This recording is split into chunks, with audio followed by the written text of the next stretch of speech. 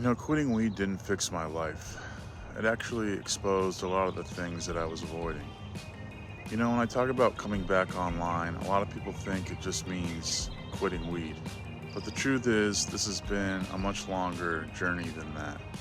Honestly, it's been about a year and a half of really trying to change my life.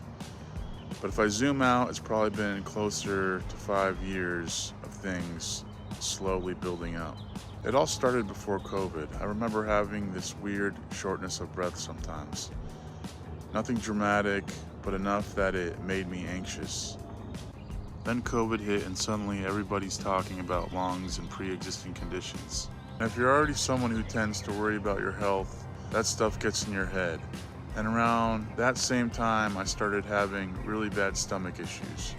And when I look back, honestly, a lot of those nights had a similar pattern. Smoke a lot of weed, drink coffee, maybe have some alcohol, eat terrible food, and then my stomach would just revolt. At the time, I didn't really want to look at the whole picture, but now I can see there was probably acid reflux, inflammation, and a lifestyle that all mixed together. And that's what's interesting, is when I talk about this online, I hear two completely different stories from people. Some people say, man, weed destroyed my stomach too.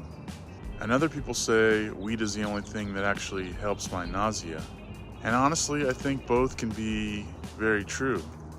See, everyone's body is different. Everyone's experiences are different. I'm not here to say weed is evil or my story is the only story.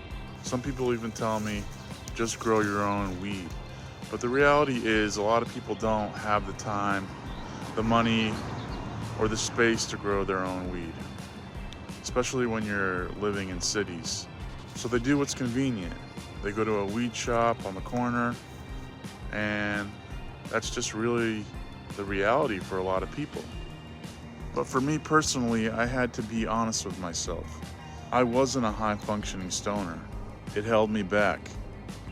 Because for me, coming back online isn't just about quitting weed, it's about facing the stuff underneath it. The anxiety, the health fears, the habits, the parts of my life I was trying to avoid. And I'm not saying I've got it all figured out, but I am saying this. I'd rather face my life clearly than numb it. And if any part of that sounds familiar to you, you're not the only one going through it.